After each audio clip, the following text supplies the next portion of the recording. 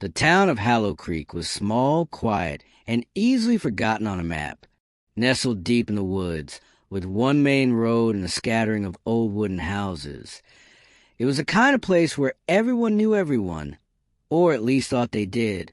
Yet behind its serene charm lay secrets that few dared to speak aloud. One of those secrets would become the town's greatest and most haunting mystery. It began on an autumn evening in 1993. The air was cool, the trees painted in shades of orange and red, and a heavy mist rolled across the ground. 16-year-old Emily Carter had been at a friend's house just 2 miles from her home. She was bright, full of energy, and known around town as a girl with a smile that could light up even the gloomiest days. But that night, Emily never made it back home. When she didn't return by morning, her mother panicked. The Carters reported her missing, and soon the entire town was searching. Flashlights cut through the trees, neighbors called her name, and volunteers combed through the fields. But all they found was Emily's bicycle, lying on its side near the edge of Hallow Creek, its wheels still slightly bent, as if it had been thrown. At first, townsfolk thought she had fallen into the water and drowned. The creek wasn't deep, but it was fast-moving, and during the fall, it swelled with rain. Yet divers found nothing. Days stretched into weeks, and hope turned to whispers. Some said she ran away. Others believed someone from the town had taken her. And some, especially the older residents, whispered about the curse of Hallow Creek. That curse went back decades.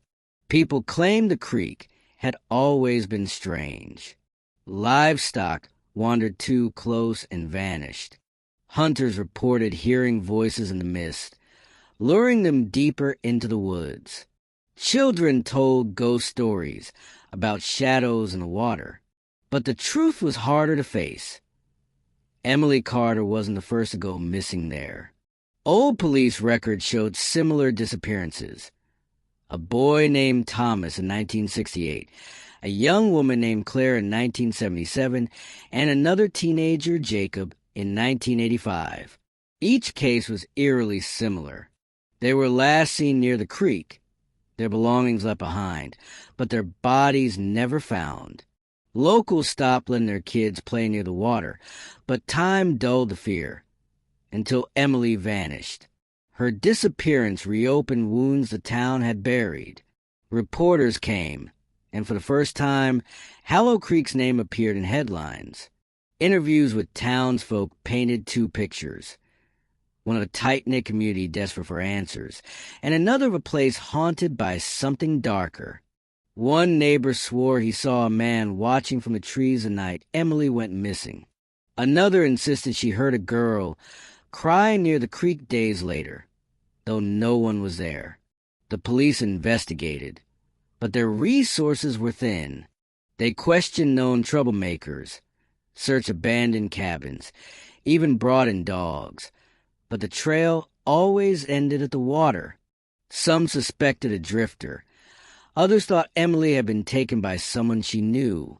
Her friend said she was cheerful that night, with no reason to run away. But as weeks turned to months, leads dried up and the official case grew cold. Still, the townsfolk could not forget. Candlelight vigils were held every year on the anniversary of her disappearance. Parents warned their children never to walk near the creek alone. Yet in the quiet hours, some admitted that it wasn't just about Emily. It was about all the others too. How many names have been lost to water? How many stories untold? Over the years, rumors grew. Some said there was an old hermit who lived deep in the woods, unseen by most, who lured victims to the creek.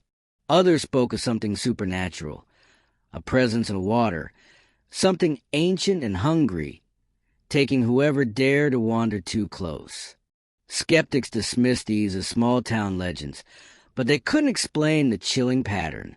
In 2004, more than a decade after Emily vanished, a hunter stumbled upon a torn piece of fabric deep in the forest. It matched the dress Emily had been wearing that night. Hope surged again, and a new search was launched. This time, they found more.